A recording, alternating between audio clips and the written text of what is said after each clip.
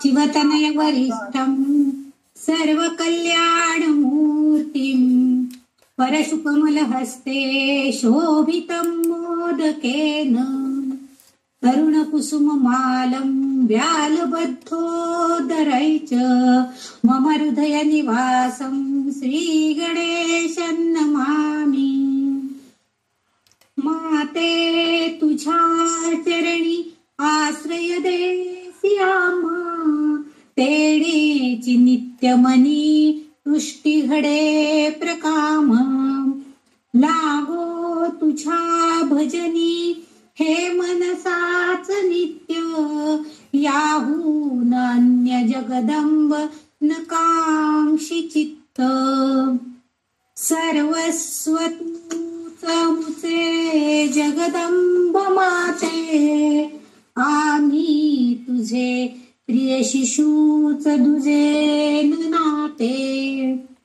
वाटो कसाही गुणहीन सदा जननामी, तू माय एक करिसी मम चोजनामी।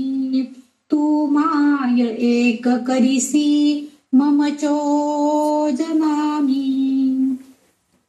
श्री गणेशाय नमः, श्री सरस्वत्यै नमः, श्री मातृपितृभ्यां नमः, श्री कुलदेवताभ्यो नमो नमः, श्री गुरुदेवेभ्यो नमो नमः। भवे देवेति मुख्यानि तत्र वक्ष्यामि संशृणु, ललिता श्री महालक्ष्मीर् लक्ष्मीरमा च पद्मिनी, कमला संपदीशा च पद्मालयेन्दिरेश्वरी, परमेशी सती ब्राह्मी नारायणी च वैष्णवी। परमेश्वरी महेशानी शक्तिशा पुरुषोत्तमी, शक्तिशा पुरुषोत्तमी। ओम श्री ललिता देव्यै नमः। अथ श्री ललिता सहस्रनाम स्तोत्रम्। कालपर्यंतच्या भागामध्ये आपण 124 श्लोक पूर्ण आणि 25व्या श्लोकामधल्या 2 नामांचा अभ्यास आपण केलेला आहे। ती 2 नामं होती क्लिंकारी आणि केवला। त्याच्या पुढचं जे नाव आहे ते आहे 624 नंबरचं नाव, त्याचं ते नाम आहे गुह्या। आता गुह्य म्हटलं की आपल्याला कळतं की काय गुह्य म्हणजे काय, गूढ काहीतरी वेगळं वैशिष्ट्यपूर्ण असं काय आहे ते गुह्य आहे। आपण म्हणतो ना काय गुह्य आहे बाबा, आपल्याला काय लवकर त्यातलं काही समजत नाहीये, म्हणजे आपल्याला अनाकलनीय असणारं जे आहे ते गुह्य। हे गूढ स्वरूपाची म्हणजे तिचं स्वरूपच आहे, तिचा स्वभाव आहे कसा की गूढ आहे, म्हणजे आपल्याला तिचा अंदाजच येत नाहीये अशी ती आहे। कारण ते दोन्हीही गुप्त, त्याला काही ठिकाणी गुह्य म्हणजे गुप्त असा अर्थ सुद्धा अभिप्रेत आहे, म्हणजे तिच्या अंतर्गत असणारे काही गुण तिच्यामध्ये लपलेले आहेत, ते आपल्याला दिसत नाहीत, पण ती तेवढ्या सामर्थ्याची तेवढ्या गुणाची आहे। हे नाम इथं उद्धृत करताना त्या वाग्देवींना असं वाटतंय की तिचं जे हे नाव आहे ते सांगण्यासाठी, म्हणजे तिचं सर्वोच्च स्थान आहे हे सांगण्यासाठीच केवळ त्यांनी, म्हणजे ती जेव्हा आपल्याला ती दिसतेय, तिचं जेव्हा स्वरूप आपल्याला कळतंय तेव्हा तर ती आहेच, पण त्याही पलीकडे जाऊन तिचं जे वेगळं असं वैशिष्ट्य आहे, सर्वोच्च तिचं जे स्थान आहे ते त्यांना सांगायचा, त्यांना प्रयत्न करायचा आहे वाग्देवींना। म्हणून त्या सांगतायत की कारण काय परमहृदयामधल्या गुप्त गुहेमध्ये ती राहते। गुह्य आहे म्हणजे काय, परमात्म्याचं स्थान आहे हृदयामध्ये आणि तिथं ती गुप्तपणानं सूक्ष्म रूपानं राहते। म्हणजे जीवाचं जे हृदय आहे, प्रत्येक मानवी जीवाचं जे हृदय आहे हे कमळाच्या आकाराचं आहे, आणि ही जी देवी आहे ही कमळामध्ये बसलेली आहे. आपण जर त्या ललिता देवीचं चित्र पुस्तकामध्ये बघितलं असाल, या पुस्तकामध्ये दिसते आपल्याला की ती कमळामध्ये बसलेली आहे.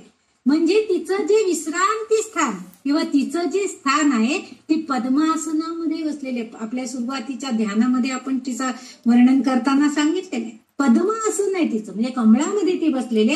आणि ते हृदय कमळ जे आहे ते प्रत्येक मानवी जीवामध्ये आहे आणि त्या कमळाच्या आकारामध्ये तिचं विश्रांती स्थान आहे.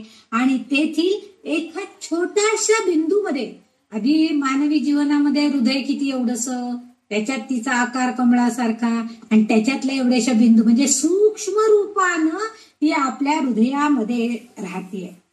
पण ती राहून निष्क्रिय नाहीये ती, तर ती काय करते, ती वैश्विक ऊर्जा सुद्धा उत्पन्न करते. म्हणजे वैश्विक ऊर्जेच्या स्वरूपामध्ये, म्हणजे प्राणशक्तीच्या, म्हणजे जसं समजा ह्या पाना फुलांमध्ये ती जर ती वास करत असेल तर तिथं ती पानं फुलं फुलवणं, फुलं निर्माण करणं, त्यांचे रंगीबेरंगी रंग उधळणं, हे सगळं कार्य ती करते. म्हणजे त्यांना सुद्धा या वैश्विक ऊर्जा त्यांना द्यायचं काम करते.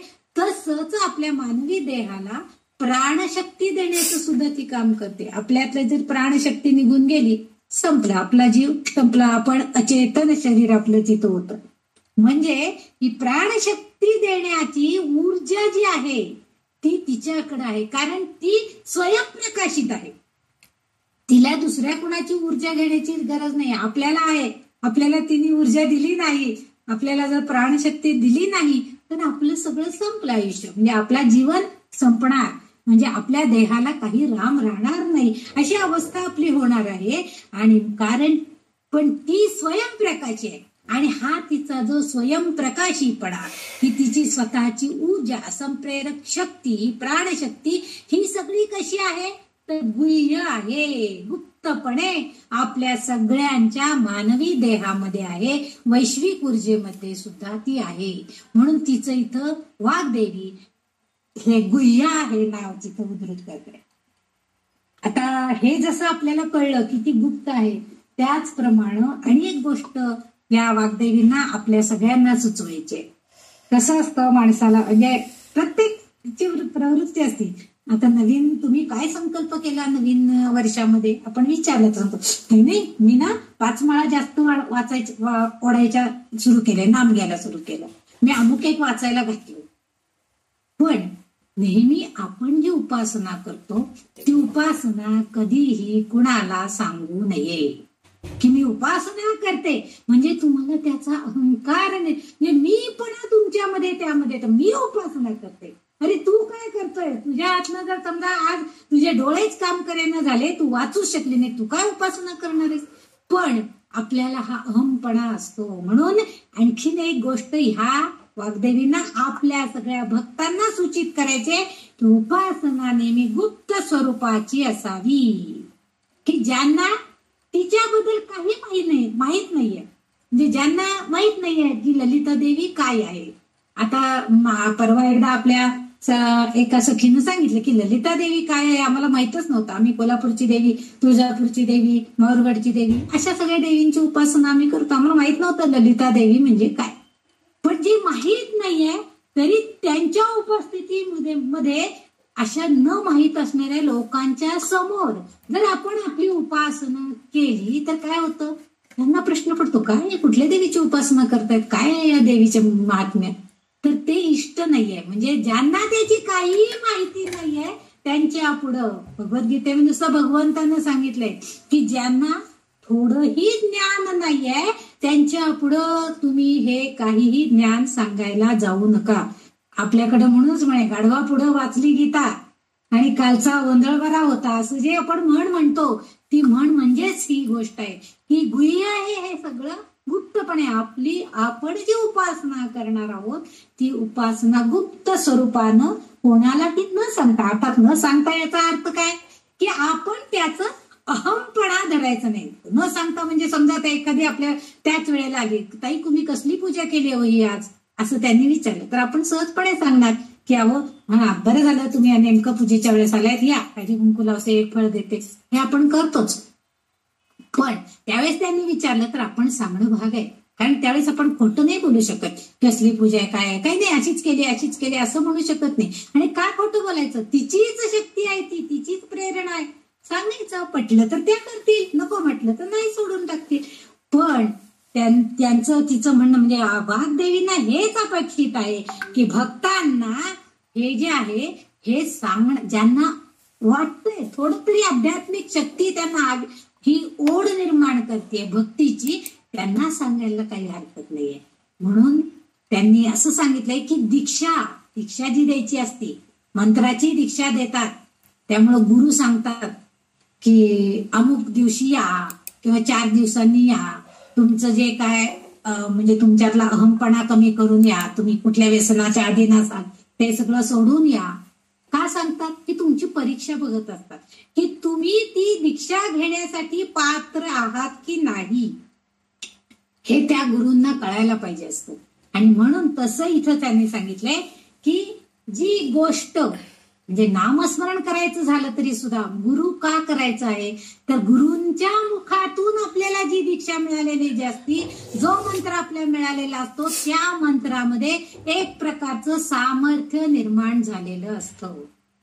माझ्या बोलण्यात बऱ्याच वेळा हा उल्लेख आलेला आहे की संथा घेतल्याशिवाय कुठलेही स्तोत्र, कुठलाही ग्रंथ म्हणजे जे पारायण करतो आपण ते शक्यतो वाचू नये, असं मी म्हणजे माझ्या तोंडात हे बऱ्याच वेळा येतं की संथा घ्यायला पाहिजे, शिकायला पाहिजे. संथा याचा अर्थ शिकायला पाहिजे. आणि ते कोणाकडनं घ्यायचं, तर ते घेण्यासाठी तेवढ्या पात्रतेचा व्यक्ती पाहिजे, म्हणजे त्याचा सुद्धा आध्यात्मिक अभ्यास तेवढा पाहिजे की तो आपल्याला शिकवू शकेल. म्हणजे आता कुणी येऱ्या वेळाने उठायचं आणि ललिता सहस्त्रनामाचं पुस्तक घ्यायचं आणि दुसऱ्याला शिकवायला सुरू करायचं, असं उपयोग नाही. त्याला त्या सहस्त्रनामामध्ये काय आहे, त्यात मंत्र कोणते आहेत, त्या मंत्राचा अर्थ काय आहे, त्याला स्वतःला माहिती पाहिजे. म्हणजे तेवढी अधिकारी व्यक्ती ती पाहिजे. म्हणून त्यांनी इथे सांगितलंय की उपासकांनी म्हणजे भक्तानं उपासना करताना दीक्षा मंत्र जो आहे तो घ्यायचा आणि मगच उपासना करायची.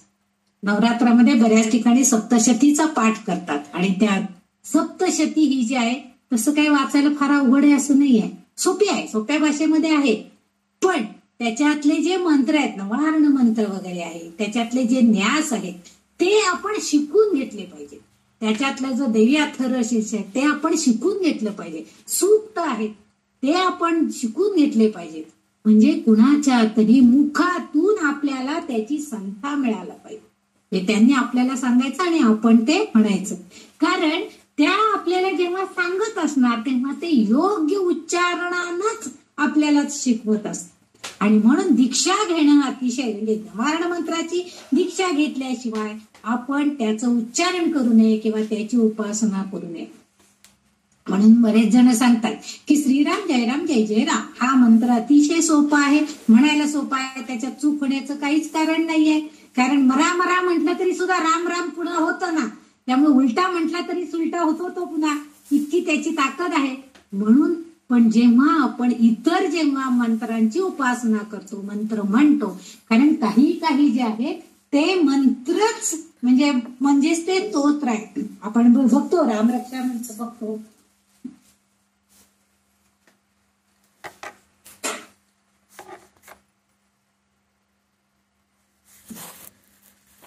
रामरक्षेच्या बाबतीमध्ये सुद्धा म्हणतो रामरक्षेतला प्रत्येक श्लोक हा एक एक मंत्र आहे. आपण बऱ्याच जण त्याचा रामरक्षेचं विवेचन, त्याचं स्पष्टीकरण, त्याचा अर्थ विवेचन बऱ्याच वेळा सगळ्यांनी ऐकलं असेल, सगळ्यांना माहीत पण असेल. रामदाम कर्तारम दातारम सर्वसंपदाम लोकाविरामम श्रीरामम भूयो भूयो नमाम्यम वगैरे हे जे काही श्लोक प्रत्येकाचे म्हणजे काही श्लोक जे आहेत ते एक एक मंत्र आहेत. आणि हे जर आपण चांगल्यांच्या मुखातून, तेवढ्या अधिकारी व्यक्तीच्या मुखातून ऐकून जर आपण म्हणत असू तर त्याला जास्त वेटेज म्हणजे त्याला जास्त सामर्थ्य प्राप्त होईल. आणि म्हणून या वाग्देवींना आपल्याला हेच सुचवायचं आहे की जेव्हा आपण काही गोष्टी उपासक हा भक्त हा करायला बघत असतो आणि त्यावेळेस मंत्र म्हणत असतो, म्हणून मंत्र दीक्षा म्हणजे भक्तीला अनुसरून काही गोष्टी ती ललितांबा प्रदान करते. म्हणजे तीच आपल्याला सुचवते की नाही तू यांच्याकडनं हे शिक. आता बऱ्याच जणींनी ललिता सहस्रनाम ताईंच्याकडनं शिकलेलं आहे, संध्या ताईंच्याकडनं, म्हणजे चांगल्या प्रकारे उच्चारण कसं करायचं हे त्यांनी आपल्याला व्यवस्थितपणे सांगितले. त्यामुळे आपल्या चुका होणार नाही. आपण व्यवस्थितच करणार, व्यवस्थितच म्हणणार. म्हणजे ही एक प्रकारची दीक्षा देणं किंवा दीक्षा दिल्यासारखं आहे. आणि म्हणून मंत्र दीक्षा नेहमी घेऊन केव्हाही कुठल्याही उपासना करताना त्या मंत्राची दीक्षा घेऊन पूर्णपणे पवित्रतेनं आपण त्या देवीचं, त्या देवदेवतेचं पूजन अर्चन करावं. ललितांबिकेचं तर करायलाच पाहिजे. आपण नवरात्रात वगैरे तिची पूजा करतो, मार्गशीर्षामध्ये त्या देवीची पूजा करतो, चैत्रामध्ये सुद्धा आपण देवीची, प्रत्येक महिन्यामध्ये बघा तुम्ही एक एक देवीच्या वेगवेगळ्या स्वरूपामध्ये आपण तिची पूजा करतो. आणि इतकी सहस्र नावं आपण तिची जी बघतोय ती प्रत्येक ठिकाणी आहेच हो आपल्या बरोबर. मग त्यामुळे तिचं हे जे गुह्य रूप आहे, गुप्त रूप आहे, त्याची उपासना करताना आपण सुद्धा तेवढ्या गुप्तपणे म्हणजे तेवढी जास्त चांगल्या प्रकारे मंत्र दीक्षा घेऊन योग्य प्रकारे आपण तिचं अर्चन पूजन केवळ केलं पाहिजे. कारण तिला समजून घेणं हे आपल्या अवाक्याच्या बाहेर आहे, गुह्यातीत आहे, अगम्य असं आहे. आणि म्हणून ह्या वाग्देवींनी मुद्दाम हे तिचं नाव इथं उद्धृत केलेलं आहे. आपल्या भक्तांनाही त्यांनी संदेश दिलाय की तुम्ही तिला जाणून घेऊन मग तुम्ही तिचे पूजन अर्चन करा. किंवा ती कशी आहे तर तिचं सर्वोच्च स्थान कसं आहे ते सांगण्यासाठी त्यांनी ह्या नावाचा इथं उल्लेख केलेला आहे. गुह्या असं तिचं संबोधन इथं सहस्रनामामध्ये वापरलेलं आहे. 624 नंबरचं नाव. आता पुढचं जे 625 नंबरचं तिचं जे नाम आहे ते आहे कैवल्य पददायिनी. आता कैवल्य म्हणजे काय हो? कैवल्याचा पुतळा. ज्ञानेश्वर महाराजांना आठवलं की आपल्याला कैवल्याचा पुतळा असं लगेच आपल्या डोळ्यासमोर येतो ज्ञानेश्वर महाराज. म्हणजे काय आहे तर एवढ्या फक्त 16 वर्षाच्या आयुष्य, म्हणजे त्यांचं आयुष्य फार थोडं होतं. 16 वर्षी ज्ञानेश्वरी लिहिली आणि त्या वेळेला फक्त अवघ्या 16व्या वर्षी त्यांनी काय केलेलं आहे तर सगळ्या जगाला त्या ज्ञानेश्वरीच्या रूपानं मुक्ती मिळवण्याचं साधन देऊन टाकले आपल्या हातामध्ये. ज्ञानेश्वरी सारखा ग्रंथ निर्माण करून म्हणजे मुक्ती देण्याचं कार्य हे कैवल्य हे जे आहे म्हणजे मुक्ती. कैवल्य म्हणजे मुक्ती. पददायिनी कैवल्य पद. पद म्हणजे काय? पद म्हणजे स्थिती. म्हणजे मुक्तीची स्थिती ही प्रदान करण्याचं कार्य ही ललितांबिका करते आहे. कारण तिच्याकडं ती ताकद आहे. कारण काय होतं की जीवनाच्या अंतिम टप्प्यामध्ये केव्हा त्याला त्या आत्म्याचा साक्षात्कार होतो, त्याच्या अस्तित्वाची सोबत कोणी त्यावेळेस म्हातारपणामध्ये बघा तुम्ही जर समजा आपण एकटा असू तर असतात आपल्या बरोबर आपल्या घरातले लोक सुद्धा असतात, पण ते सगळेजण यंग एज मध्ये असतात, अतिशय बिझी असतात.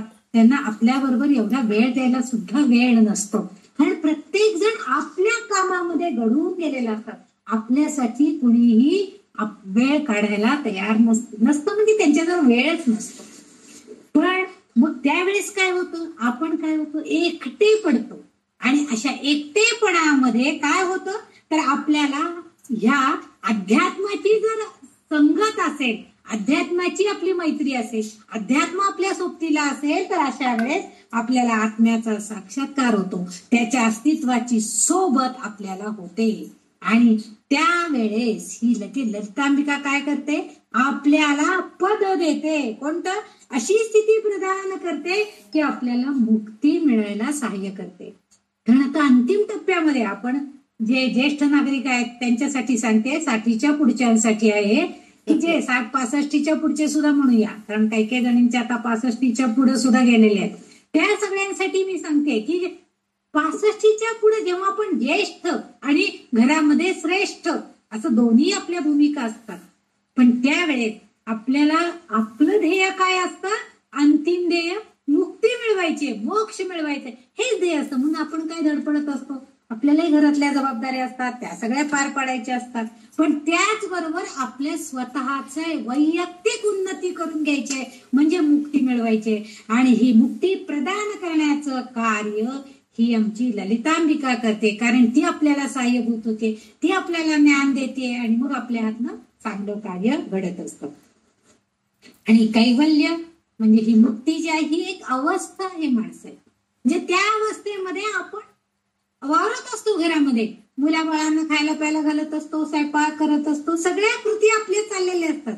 पण डोक्यामध्ये विचार असतो की नाही, आज आता आपल्याला हे वाचायचंय, आज आता आपल्याला हा मंत्र म्हणायचा आहे. डोक्यामध्ये आपल्या सतत सतत तेच घुमत असतं.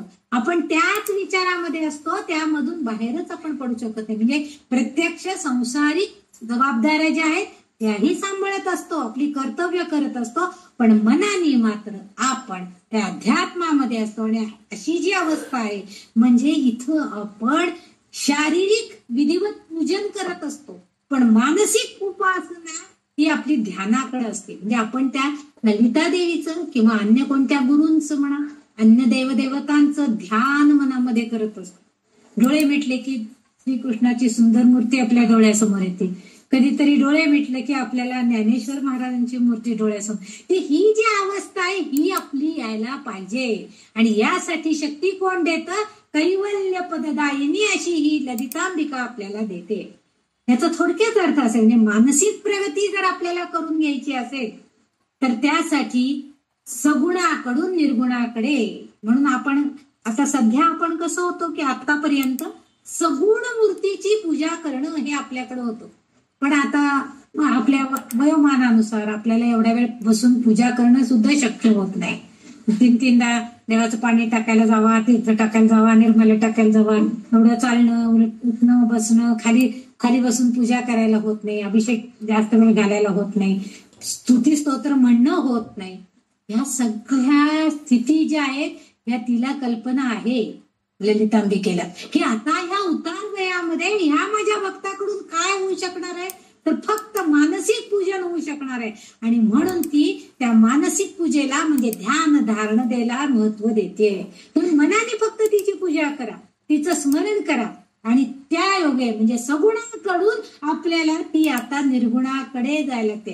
म्हणजे सगुण रूपामध्ये असलेल्या त्या देवदेवतांचं पूजन अर्चन, काय पूजा, मोठमोठे विधी आपण सगळं आतापर्यंत केलंय. आता आपल्याकडे तेवढी शारीरिक क्षमता पण नाहीये. आता काही जण रिटायर्ड वगैरे झाले तर त्यांच्याकडे तेवढा पैसाही उपलब्ध नसतो की हे यज्ञ करावा, इतकं दान करावं, इतकं भोजन घालावं. शक्य नाहीये, सगळ्यांनाच हे शक्य असतं असं नाहीये.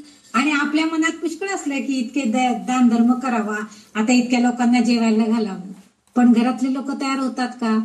हे एवढ्या लोकांना बोलून कुठं गोळ घालताय, व्यवसाय काही नको, आता सध्या आपण कुठेतरी जाऊन एखादी पावती करून येऊया, हा त्यांचा विचार असतो. कारण आता त्यांना तेवढा त्रास करून घ्यायचा, सगळ्यांना बोलवा, सगळ्यांना करा, सगळ्यांचं म्हणजे मनापासून करा, आणि जे करायचंय ते चांगलं करायला पाहिजे. ही आपली शिकवण असते त्यांना, की नाही जे कोणी आपल्याकडे येतील ना तर त्यांचं सगळं व्यवस्थित त्यांचं मान सन्मान व्हायला पाहिजे, हे आपण त्यांना शिकवलेलं असतं. आणि मग इथंच ती ललितांबिका आपल्याला सांगते की आपण आता सगुणाकडून निर्गुणाकडे जाणार आहोत. आणि हे निर्गुणाकडे जात असताना आता त्यासाठी मानसिक आपली स्थिती अशी करायला पाहिजे की आपण सतत मनामध्ये तिचीच मूर्ती डोळ्यासमोर आणून ध्यान धारणा करायला पाहिजे. म्हणजेच निर्गुण ब्रह्म्याचा शोध आपण आता घ्यायला पाहिजे. आणि आपल्या अंतरंगामध्ये तो परमात्मा आहे याचा एकदा का आपल्याला शोध लागला, त्या परमात्मा आपण ओळखू शकलो की ते ब्रह्मज्ञान आपोआप त्या साधकाच्या जीवनामध्ये स्थित होते. म्हणजे तो साधक बघा, ज्यांची भक्ती हळूहळू वाढत जाती त्यांच्या स्वभावामध्ये सुद्धा बदल पडत जातो. आपोआप तो माणूस शांत म्हणजे कुठल्याही गोष्टीकडे बघण्याचा दृष्टिकोन बदलतो. आत्ताच आता यंग एज मध्ये जर एखादी अशी गोष्ट मुलांनी आपल्या मनाविरुद्ध केली तर आपल्याला अगदी पारा चढतो, राग येतो, तू असं का केलंस, मी सांगितलं होतं तुला हे करायचं. पण आता जर एखाद्या मुलांनी एखादी गोष्ट केली तर आपण म्हणतो ठीक आहे, त्याला नसेल वेळ झाला म्हणून त्यांनी नसेल आपल्याला कळवलं, नाही तो आला, असं आपण आता त्याला समजून घेतो. कारण आपल्या स्वभावामध्ये हळूहळू स्थिरता आलेली असते, बदल होत जातात. आणि ही स्थिती कारण का तर आपण त्या ब्रह्म्याशी म्हणजे ब्रह्मज्ञानाशी जोडले गेलेला असतो, त्या निर्मितीशी, त्या पालन पोषणाशी, या सगळ्या गोष्टींशी आपण सुद्धा निगडीत झालेला असतो. आणि कारण आपण अंतरंगातल्या परमात्म्याला ओळखला असतो. म्हणजे आता आपली जी ऐहिक सुख आहेत, म्हणजे आपल्याला जर समजा आपण सांगितलं असतं मुलाला, अरे देवाची फुलं संपले तर का घेऊन ये, असं सांगितलं, तो विसरला, नाही आणली.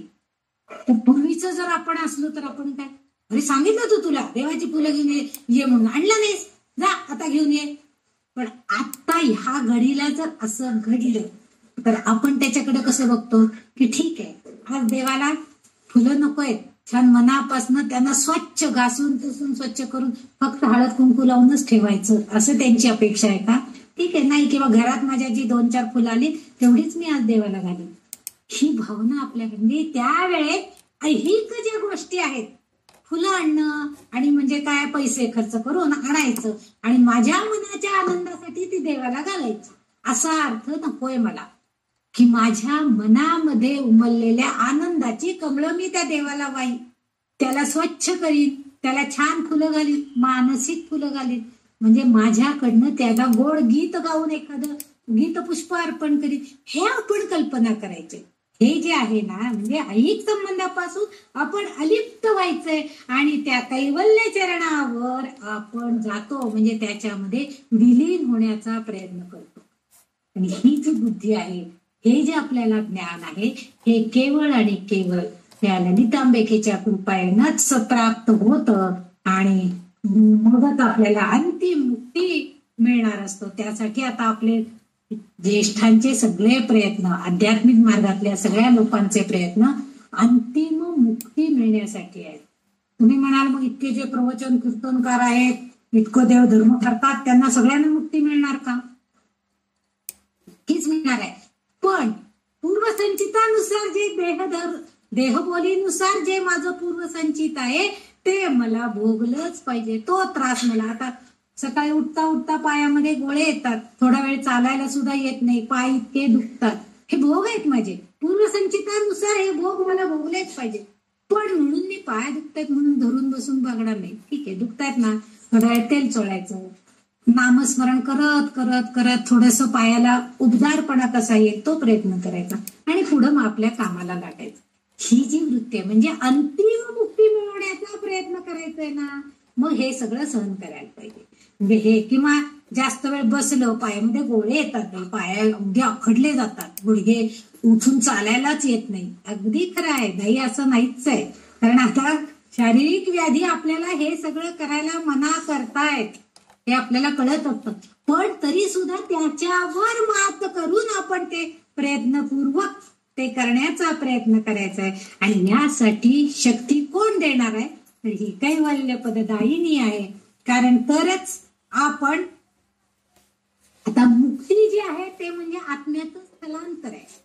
आपल्या शरीरामध्ये आत्मा आहे हे सगळ्यांना, अगदी देह नश्वर आत्मा शाश्वत हे सगळ्यांना माहिती आहे. हा आत्मा जो आहे, हा आत्मा स्थलांतरित होणार आहे, त्याला पुनर्जन्म नको असेल तर त्याला मुक्ती मिळणार आहे. नुसता मोक्ष नाही, मुक्ती म्हणजे त्या परमेश्वरामध्ये विलिनीकरण व्हायला पाहिजे. रावणाची गोष्ट मी मागे सांगितली होती तुम्हाला, की रावण हा खरोखर अतिशय चांगला भक्त होता आणि जेव्हा रामाने रावणाला मारलं तेव्हा राम त्याच्या जवळ जेव्हा गेले तेव्हा रावणाच्या शरीरातून एक तेजस्वी ज्योती ही बाहेर पडली, म्हणजे त्याचा आत्मा बाहेर पडला. देह पडला तिचा दारातीर्थी, परंतु ती ज्योती जी होती आत्म्याची ती रामामध्ये येऊन विलीन झालेली आहे, असं वाल्मिकी रामायणामध्ये वर्णन आहे. याचा अर्थ असा आहे की तो आत्मा मुक्त झाला. म्हणजे रावण भलाही इतका वाईट होता, किंवा प्रत्यक्षात तो वाईट नव्हताच, भक्त होता खूप, पण तरी सुद्धा त्याला ह्या कलीसारख्या वाईट प्रवृत्तींनी वेढलं गेलं होतं आणि त्याच्याकडनं ह्या मायावी जगाचं जास्त कृती केल्या गेल्या होत्या आणि म्हणून तो असा वागला. पण शेवटी त्याच्या केलेल्या भक्तीच्या पुण्याईनं त्याला मुक्ती मिळाली.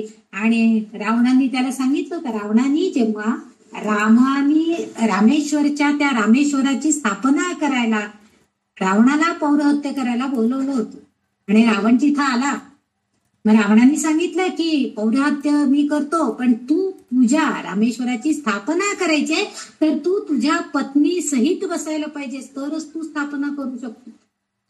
मग रावणाने सीतेला लंकेतनं घेऊन आला होता तेवढ्या पुरतं, तिथं आणलं. नाहीतर रामाने काही ठिकाणी उल्लेख आहेत की त्यांनी सोन्याचा पुतळा केला, बसवला वगैरे, असं काही काही उल्लेख आहेत. पण प्रत्यक्षात रावण तिला घेऊन आला, त्यांनी ती योग्य प्रकारे ती विधिवत अशी रामेश्वराची प्रतिष्ठापना केली आणि मग तो पुन्हा त्याला घेऊन गेलेला होता. आणि तेव्हा रामाने आणि लक्ष्मणानं रावणाला विचारलं होतं की आमच्या विनंतीला मान देऊन, कारण तेवढं पौरहत्य करण्याची क्षमता फक्त रावणाकडेच तिथं आहे हे त्यांना माहित होतं. म्हणून रावणाला विचारले की तुम्हाला दक्षिणा काय द्यायची? एक तर तुम्ही माझ्या पत्नीलाही घेऊन आलात तुमच्या बरोबर, म्हणजे तेही कार्य तुम्हीच निम्म पार पाडल्यासारखं आहे, आणि आता मला ह्या पौरहत्याची तुम्हाला काय दक्षिणा देऊ? तर तेव्हा रावणानं सांगितलं की काही नाही, सगळेजण तुझं एवढं राम राम राम असं म्हणून या रामेश्वराची स्थापना केलेली आहे, तर त्या रामामध्ये त्यांना हा राम म्हणजे तोच आहे हे रावणाला माहित नव्हतं, पण त्या रामामध्ये माझ्या अंतिम क्षणी तू तिथं हजर पाहिजेस, मला त्याचे दर्शन पाहिजे असं त्यांनी सांगितलं होतं. आणि म्हणून राम धारातीर्थी रावण पडल्यावर तिथं हजर झाला आणि त्याची आत्मज्योत जी होती रावणाची ती रामामध्ये विलीन झाली. आणि असं विलिनीकरण जे आहे म्हणजे त्या आत्म्यातनं ते देह सोडायचा आणि परमेश्वरामध्ये विलीन व्हायचं, आणि हे केवळ कैवल्य पदाचं स्थान हे आमच्या ललितांबिकेच्या कृपेशिवाय शक्य नाही. आणि म्हणून आपल्याला त्यासाठी जी दासबोधामध्ये 4 प्रकारच्या ज्या शक्ती म्हणजे 4 प्रकारचे पूजन अर्चन किंवा 4 चैतन्य आहेत ते कोणकोणती? सालोकता, स्वरूपता, समीपता, सायुज्यता, हे सगळ्या ज्या मुक्तीचे मार्ग सांगितलेले आहेत ते सगळे त्यातलं समीपता जवळ येणं त्यांनी सांगितलंय. सालोक्य म्हणजे काय? सगुणातील सगुणामध्ये असणाऱ्या त्या देवदेवतेचं विधिवत पूजन करणं म्हणजे सालोक्यता. स्वरूपता म्हणजे मूर्तीपूजा सोडून टाकायची, पण प्रत्यक्ष देवाला स्वतःपासून वेगळंच करायचं नाही की अरे तू आणि मी काय वेगळं आहे का? स्वरूपता आहे, तुझ्यामध्ये आणि माझ्यामध्ये एकच आहे, स्वरूप आहेस तू, म्हणजे मीच तो आहे, तू पण मीच आहे. म्हणजे त्या देवाला एकच रूपामध्ये आपल्या देहामध्ये असणाऱ्या परमात्म्याला आपणच ओळखायचे, ती आहे स्वरूपता. समीपता म्हणजे काय? तर आपण अगदी सदैव म्हणजे अरे मी इथून इथं गेलो तरी तू माझ्या पाठीशी आहेस, तू माझ्या जवळ आहेस, ही भावना आपल्याला सतत राहायला पाहिजे. ही समीपता आहे. म्हणजे तो अगदी आता देवाजवळ असतो, त्याची जी उपासना आहे, त्याची जी श्रद्धा आहे, भक्ती आहे, ती इतकी असते की देवाचं संपूर्ण स्वरूप पूर्णपणे समजून उमजून त्याच्या सानिध्यात तो असतो, थोडाही तो बाजूला जातो. म्हणजे सदैव त्याच्या मनामध्ये देव किंवा त्याचं नाव, त्याचं रूप हे सदैव त्याच्या डोळ्यासमोर असतं. म्हणजे जळी स्थळी काष्टी पाषाणी म्हणतो ना आपण, ते त्याला तोच दिसत असतो आणि सदा सर्वदा मुखामध्ये फक्त तेच हरिनामच असतं किंवा त्या देवतेचं नामच असतं. ही आहे समीपता. सगळं झाल्यानंतर ते सालोक्यता झाली, स्वरूपता झाली, समीपता झाली, आणि आता शेवटी ही सगळ्या प्रकारच्या भक्ती करत करत आता शेवटी आहे सायुज्यता. आता ही सायुज्यता आहे या अवस्थेत तो आणि देव यांच्यात भिन्नताच राहत नाही, हे दोघही एकच, त्यामध्ये तो विलीन होऊन जातो, त्या देवता रूपामध्ये तो विलीन होऊन गेलेला असतो, त्याला म्हणायचंय सायुज्यता. आणि म्हणून अशी ही मुक्ती मिळवण्यासाठी ललिता माता आपल्याला सदैव मदत करत असते, सहाय्यभूत होत असते, आणि म्हणूनच तिला कैवल्य पददायिनी असा उल्लेख या आपल्या सहस्रनाम स्तोत्रामध्ये वाग्देवींनी केलेला आपल्याला आढळतो. पुढचं जे नाव आहे ते त्रिपुरा. त्रिपुरा म्हणजे आता त्रि म्हणजे 3 हे अक्षर आहे, आणि पूर म्हणजे नगर किंवा राज्य किंवा 3 ह्या अक्षराचे 3 जग आहेत. स्वर्ग, पृथ्वी, पाताळ म्हणजे 3 ठिकाण आहेत. तिथं तिचंच वर्चस्व आहे. 3 नाडी आहेत, इडा, पिंगला, सुषुम्ना, 3 नाडी आहेत, तिथंही तीच आहे कार्यरत. सत्व रजतम गुणांमध्ये सुद्धा तीच आहे. नंतर ह्या त्रिगुणांच्या मर्यादा ओलांडल्या, म्हणजे ह्या सगळी जी त्रिगुण आहेत, पृथ्वी स्वर्ग पाताळ ओलांडून गेलं, सगुण रूपाकडनं निर्गुणाकडं गेलं की काय होतं, आपोआपच सगळ्या मर्यादा ओलांडल्या जातात आणि मग ब्रह्म्याची प्राप्ती होते. आणि ब्रह्म्याचं ज्ञान जे आहे ते खूप पुरातन पासून आहे, पूर्वीपासून आहे. म्हणजेच जे ब्रह्मा विष्णू महेश हे जे त्रिदेव आहेत, हे त्रिदेव काय करतात, निर्मिती, पालन आणि संवाद या सगळ्या कार्यांमध्ये, आणि ह्या सगळ्या कार्यामध्ये हीच आमची ललितांबिका त्यांना सहाय्यभूत होते. कारण तिने चेतना दिल्याशिवाय निर्मितीचं कार्य होऊ शकत नाही. निर्मितीचं कार्य झाल्यावर पालक पोषण करण्याची जबाबदारी असणारा जो विष्णू परमात्मा आहे त्याला सुद्धा तिने चेतना शक्ती दिल्याशिवाय फळं, फुलं, झाडं किंवा काय अन्नधान्य किंवा पोषण करणं हे कार्य होऊ शकत नाही. आपण बघितलेलं आहे की ती पोषण करते आहे. सध्या त्या गर्भाचं, शिशूचं सुद्धा तीच रक्षण करते, तीच सहाय्यभूत आहे. मग हे कार्य सुद्धा म्हणजे तीच आहे, म्हणजे सगळं विश्वच तिनं व्यापून टाकलेलं आहे. म्हणजे या त्रैलोक्य पृथ्वीवर तिचीच अंतिम सत्ता आहे, म्हणून तिला त्रिपुरा असं म्हटलेलं आहे. हेच इथं त्यांना सांगायचा प्रयत्न. म्हणजे त्रिपुर, त्रिजगा म्हणजे खर तर शिवलीलामृतामध्ये पण आहे आणि पण कशामध्ये तरी मला वाटतं आपण भगवतीच्या याच्यामध्येच म्हणजे भगवती देवीचं जे देवी महात्म्य वाचलं त्याच्यामध्ये पण त्रिपुरासूर नावाच्या राक्षसाचा वध करणं वगैरे यासाठी त्या देवीनी शक्ती वापरलेली होती. आणि तिथं ते त्रिपुरा आहे, त्यांनी जी 3 नगरं जी वसवली होती, 3 टोकांना 3, आणि एकाच वेळेला त्या 3घांचाही नाश होऊ शकणार असता. आणि देवाला त्या 3 जणांना मारायची शक्ती प्राप्त व्हायला पाहिजे होती. असं त्या त्रिपुरांचं म्हणजे त्रिपुरासुराला मारण्याचं कार्य जेव्हा केलेलं आहे भगवंतानी, तर त्यावेळेस पण त्यासाठी त्याला या ललितांबिकेच्या चेतना शक्तीचीच गरज पडलेली आहे. तरच तो या त्रैलोक्यावरती म्हणजे या त्रिपुरांवरती, 3 जगतांवरती अंतिम सत्ता तिचीच चालणार आहे. म्हणून तिला इथं त्रिपुरा असं नाव द्यायचा वाग्देवीने धाडस केलेलं आहे. कारण पुढं पण पुन्हा त्याचं वर्णन नाही. आता 627 नंबरचं नाम आहे त्रिजगत वंद्या. जसं ती त्रिपुरामध्ये आहे म्हणजे सगळं विश्वामध्ये व्यापून आहे हे आधा सांगून झालं. आता त्रिजगत वंद्या, आता ही 3 जगं जी आहेत वेगवेगळी म्हणजे जगताची स्वामिनी ती आहे. 3ही लोकां म्हणजे पृथ्वी, स्वर्ग, पाताळ सगळीकडं तिचीच पूजा केली जाते. आपण गायत्री मंत्राचा जर अभ्यास म्हणजे जर उच्चार केला तर भूर भुव स्वाहा असं आपण म्हणतो. त्या मंत्रामध्ये सुद्धा 3 जग आहेत आणि त्याचाही उल्लेख म्हणजे 3 जगात वेगवेगळं काही नसून चैतन्याच्या 3 अवस्था त्याच्यामध्ये आहेत. चैतन्याचा खालचा जो स्तर आहे तो भौतिक वादाने भरलेला, म्हणजे सर्वोच्च स्तरावर जेव्हा आपण जातो म्हणजे ऐहिक सुखापासून आपण जेव्हा वरच्या पातळीवर येतो आध्यात्मिक ध्यान धारणेद्वारे, तेव्हा आपण सर्वोच्च स्तरावर जातो. म्हणजे आपल्यातली चेतना शुद्ध, आपल्यामध्ये निसर्गदत्त अशी शुद्ध अशी चेतना शक्ती आहे. पण आपल्याला असणाऱ्या भौतिक मायेनं वेढून टाकलेला आहे. त्यामुळे आपण या शुद्ध ज्ञानापासून दूर जातो. आपल्यामध्ये अज्ञान निर्माण झालेलं असतं आणि मग आपण ते दूर करण्याचा प्रयत्न आध्यात्मिक ज्ञानाद्वारे करत असतो. ही जी ललितांबिका आहे त्रिजगत वंद्य आहे.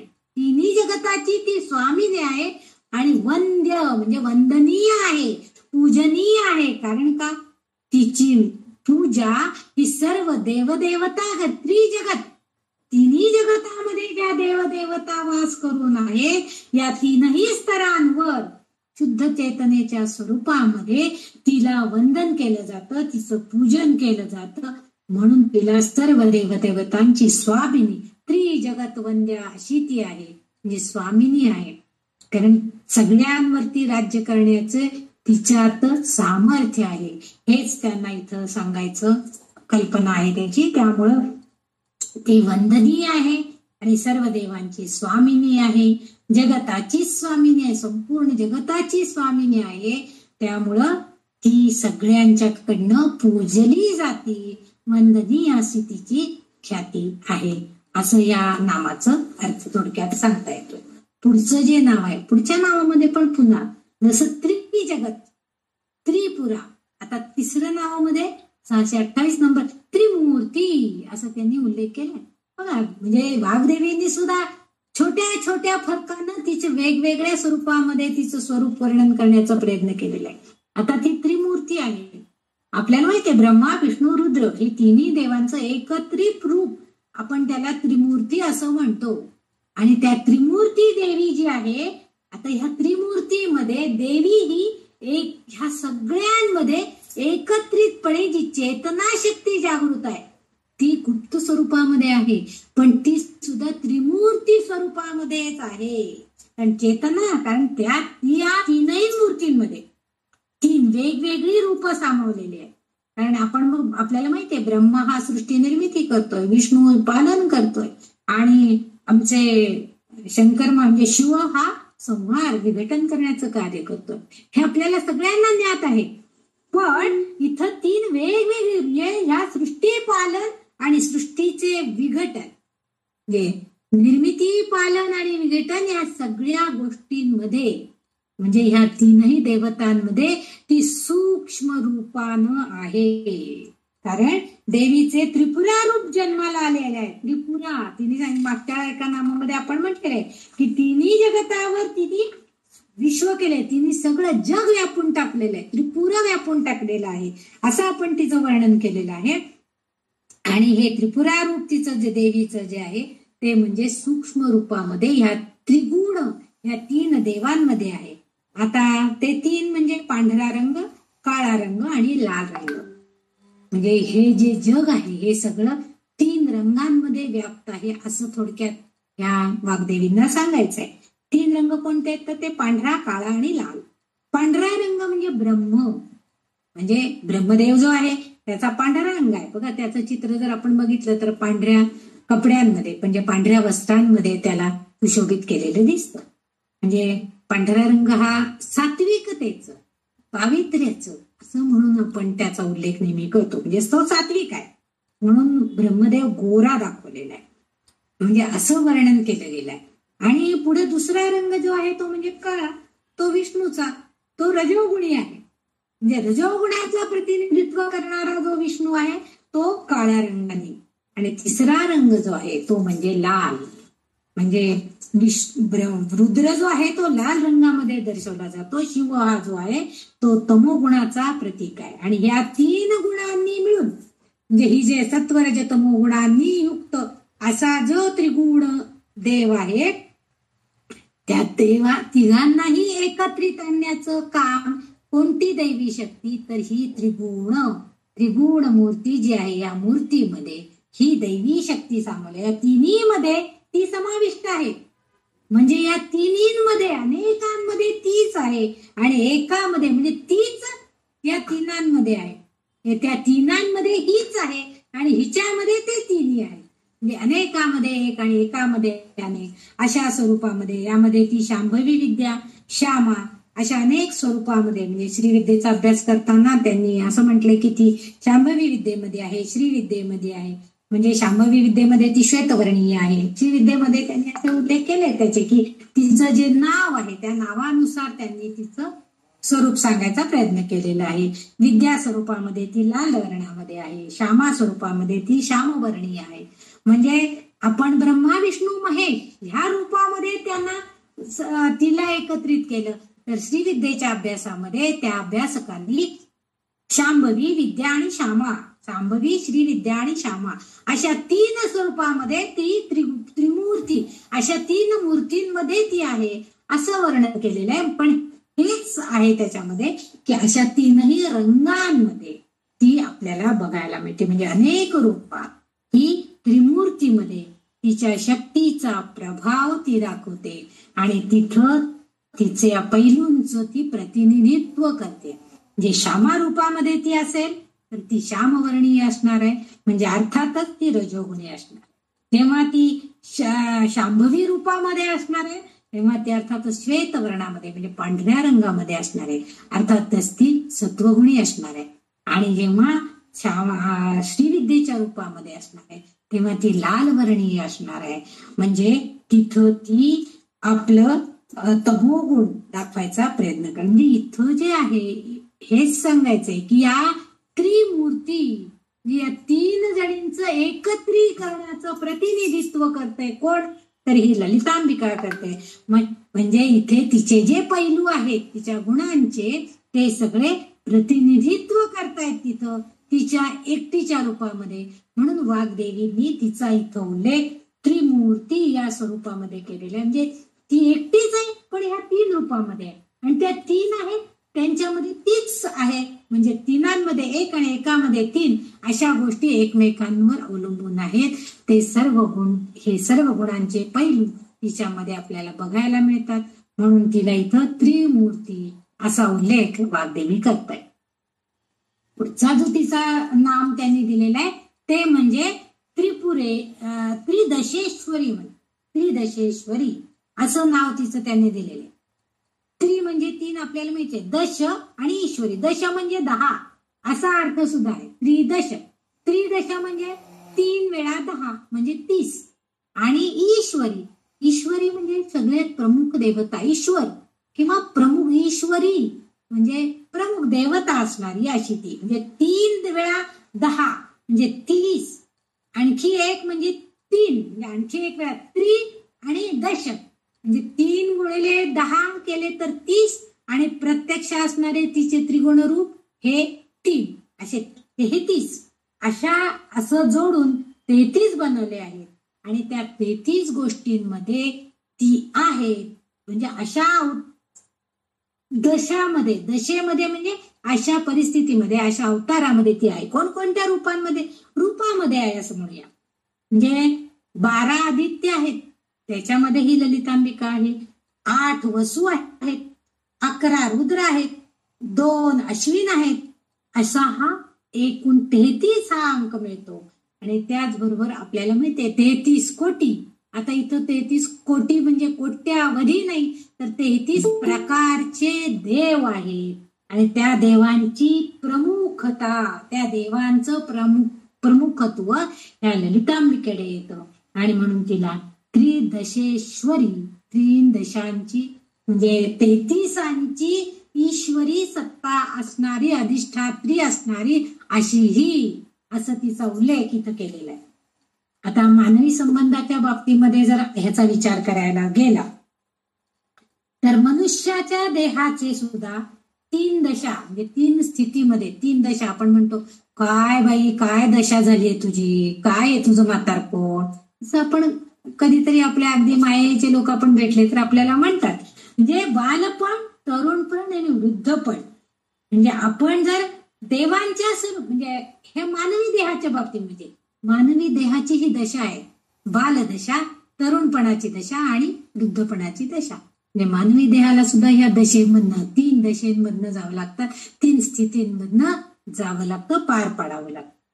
देवांच्या स्वरूपाविषयी जर आपण विचार केला तर शाश्वत तारुण्याचा एक टप्पा ही एक अवस्था आहे.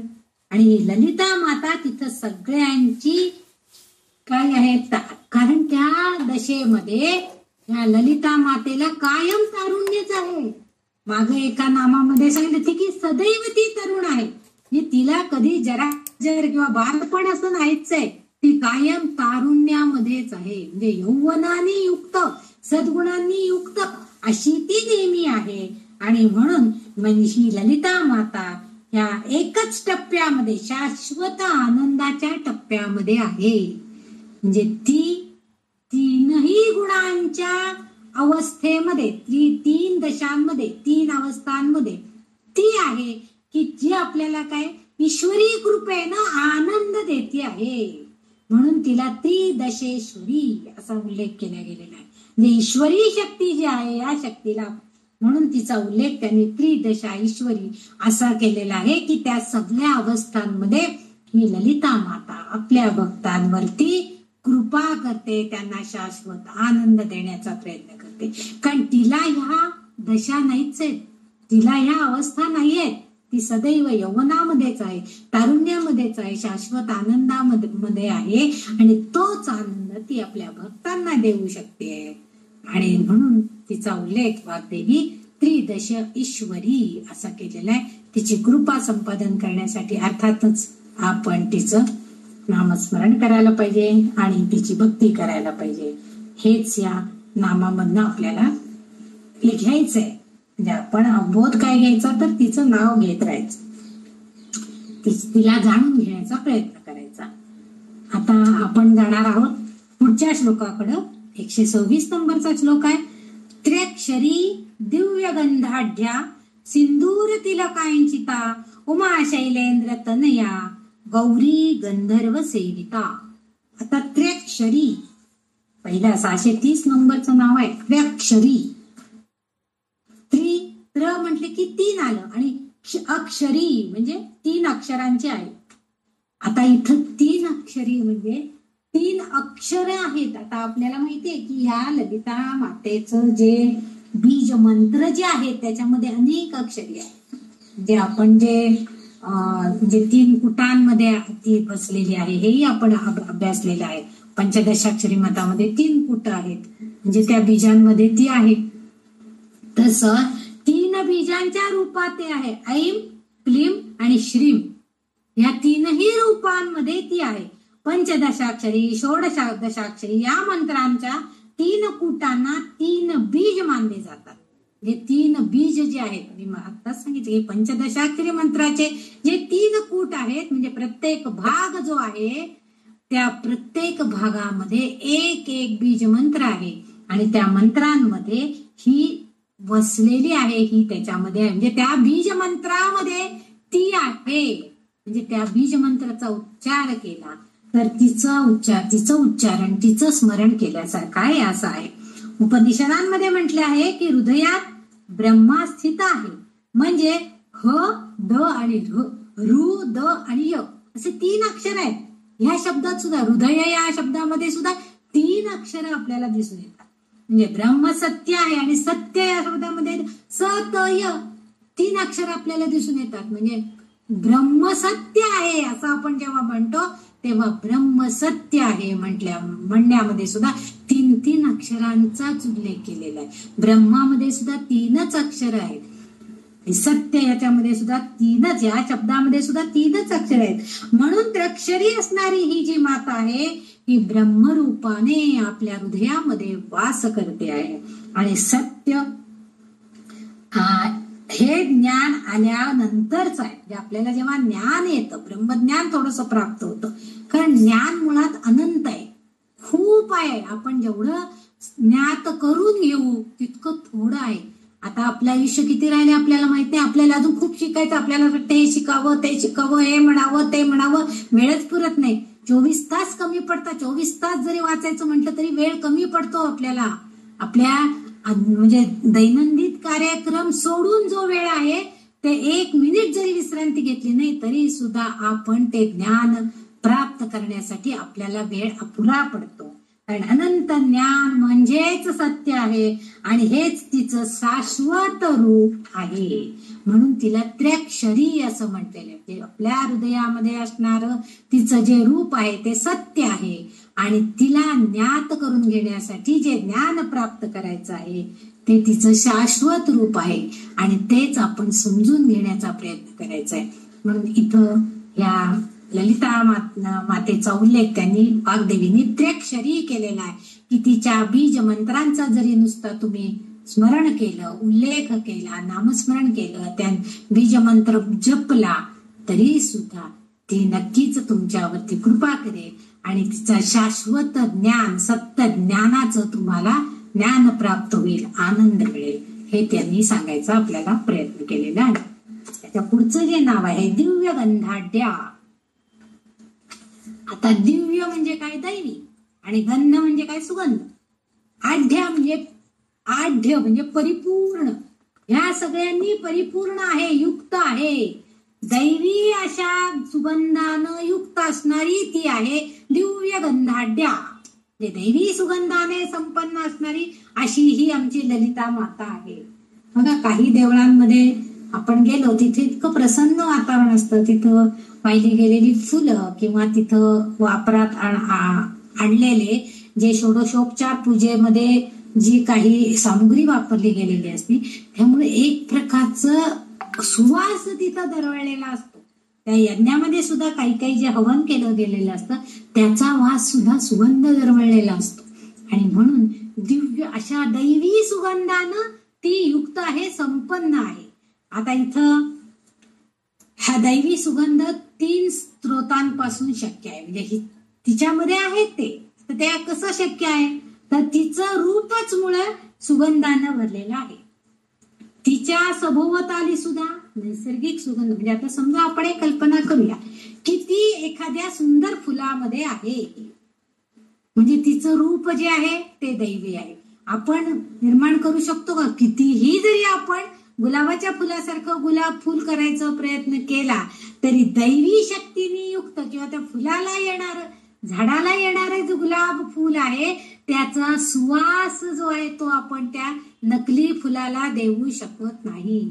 तो नैसर्गिक जो सुवास आहे तो सुवास फक्त तो दैवी शक्ती जी आहे तीच देऊ शकते. म्हणजे तिथं तीच आहे.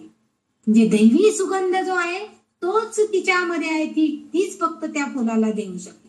म्हणजे नैसर्गिक सुगंध असलेली जी देवता आहे ती तिच्या रूपानं त्या फुलामध्ये आहे. आणि या नैसर्गिक सुगंधाचा दिव्य गंध जो आहे, हा दैवी सुगंध जो आहे, जे तिच्या रूपाचा त्या गंधाशी जेव्हा संयोग होतो तेव्हाच सगळीकडे ते आसमंत, सगळीकडे तो सुवास पसरतो. बघा तुम्ही, रातराणी जेव्हा फुलते रात्रीच्या वेळेला, त्यांच्या घरामध्ये रातराणीची झाडं आहेत, त्यांनी अनुभव घेतला असेल. सहज जरी वाऱ्याची झुळूक आली तरी सुद्धा त्या रातराणीचा सुगंध सगळ्या खोली भरून येतो. आपल्या खिडकीशी आलेल्या रातराणीच्या फुलांमुळं ती खोली सगळी सुगंधानं भरून जाते.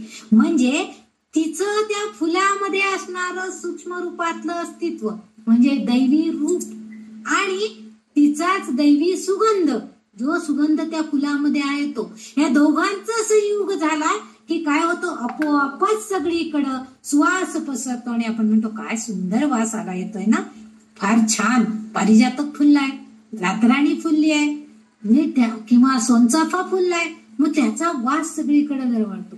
म्हणजे हे झालं सुगंधाचं म्हणजे अशा तऱ्हेचा. किंवा आपण शिजायला लावलेला भात असतो आणि सुंदर जर भातात म्हणजे चांगल्या सुवासिक तांदूळ असतील तर भात शिजल्यावर कुकरचं झाकण काढलं की तो वास आपल्याला लगेच येतो.